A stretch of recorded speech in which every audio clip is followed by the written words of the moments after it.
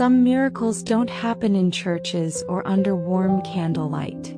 Some happen in the coldest, darkest places where no one expects hope to survive.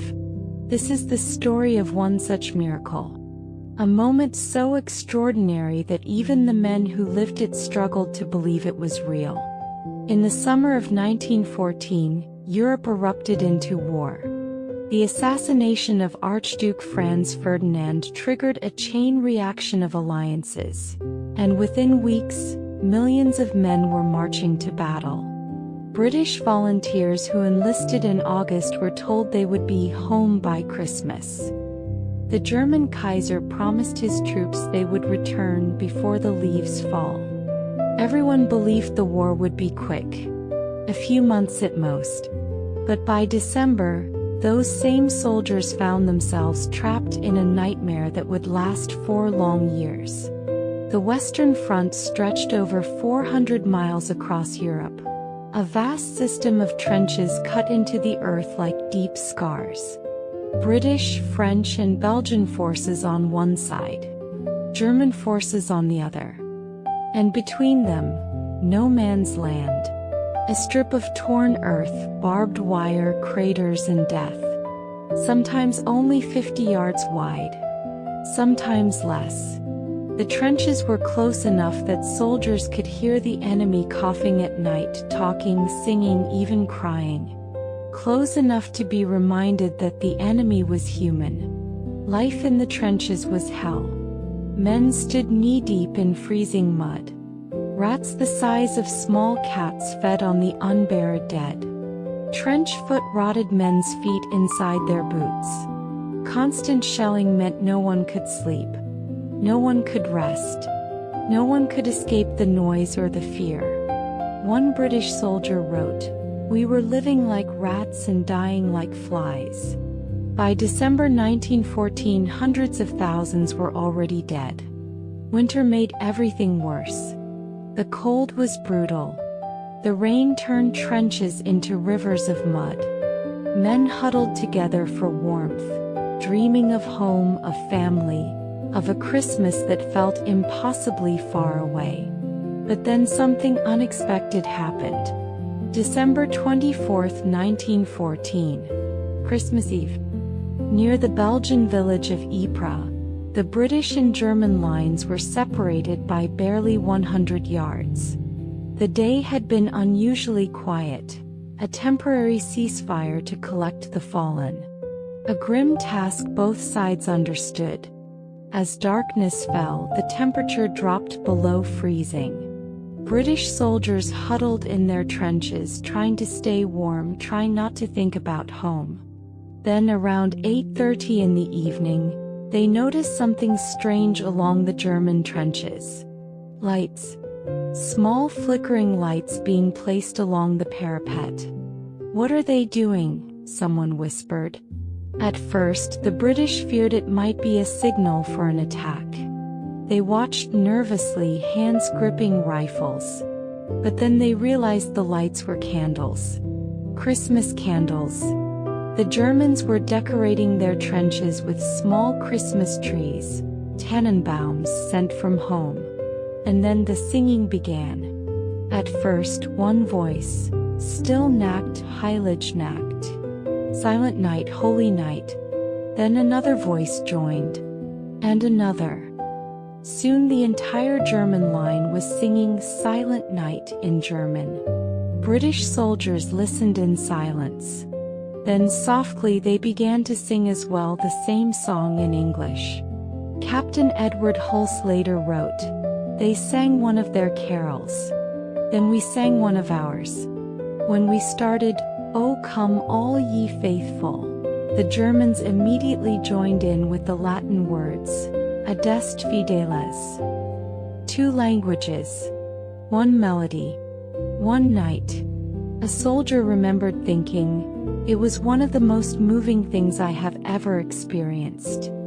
Then a voice called out from the German trenches, speaking clear English, "Tomorrow is Christmas. You know shoot, we know shoot." Silence followed.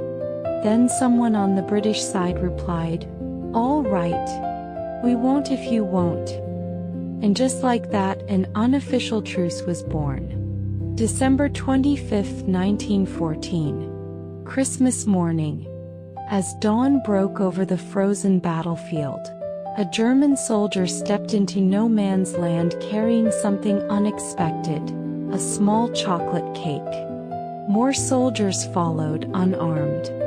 British troops watched in disbelief as men approached peacefully across a battlefield that had been deadly just hours earlier. Captain C. A. Stockwell later recalled, "A German came forward and said in perfect English, 'We do not want to fight today.' One by one, soldiers from both sides climbed out of their trenches. Carefully at first, ready to dive back at any moment. But no shots came. Instead, they walked toward one another across no man's land and met in the middle. They shook hands. They laughed nervously. They exchanged small gifts, cigarettes, tea, chocolate, schnapps. Some traded uniform buttons as souvenirs. Others showed photographs of wives, children, and parents. One British soldier wrote, "They seem just like us, fed up with the war and longing for home." Some used the truce for a more solemn purpose, to bury the dead. British and German soldiers worked side by side, digging graves in the frozen ground and offering prayers for men who had died fighting each other only days before. But perhaps the most remarkable moment was the football match. Lieutenant Kurt Zamisch wrote in his diary that the English brought out a ball, and soon a lively game began. Another soldier recalled that goals were marked out and the match simply started. The ball was sometimes a tin can, sometimes a bundle of rags, and occasionally even a real football. No one kept official score, though some claimed the Germans won, 3-2. For a few precious hours they were not soldiers. They were young men playing a game in the middle of a war they did not choose. Some said later jokingly that this was how all wars ought to end, with a football match. The truce did not last. And it could not last. By December 26, high-ranking officers on both sides had learned what was happening and they were furious. They saw the fraternization as a threat to discipline and to the continuation of the war itself. Orders came down immediately. The truce must end. The war must continue. Some soldiers refused to fire, so commanders ordered artillery barrages to force them back into combat. One British soldier wrote, "We agreed we would not fire unless forced by our superiors." And eventually they were forced. Fresh units were brought in, troops who had not experienced the truce. Within days the killing began again. Men who had shared chocolate and shaken hands were once again ordered to shoot at one another. In the years that followed, many soldiers realized something profound, that the enemy was not evil. They were simply men. Men with families. Men who wanted to go home. But that truth did not stop the war. By the time the fighting ended in 1918, over 10 million soldiers were dead. Many who took part in the truce never made it home. For decades, the Christmas truce was rarely mentioned. It did not fit the narrative governments wanted to tell, stories of duty, sacrifice, and victory. The truce suggested something more human, that ordinary soldiers on both sides were victims of the same tragedy. But the soldiers remembered, and slowly their letters and diaries began to surface. One veteran, Alfred Anderson, remembered the silence for the rest of his life. "We had lived with noise and fear day after day," he said. Then suddenly that morning there was quiet. In 2014, the 100th anniversary, descendants of British, German, Belgian, and French soldiers gathered at several sites where the truce occurred. They shook hands. They played football. They remembered together because some memories are too important to forget. The Christmas Truce of 1914 reminds us of something essential. That even in the darkest winter, the human heart can still reach for peace. That even when we are told to see each other as enemies, ordinary people can choose differently. This was the quiet miracle born in the coldest place on earth.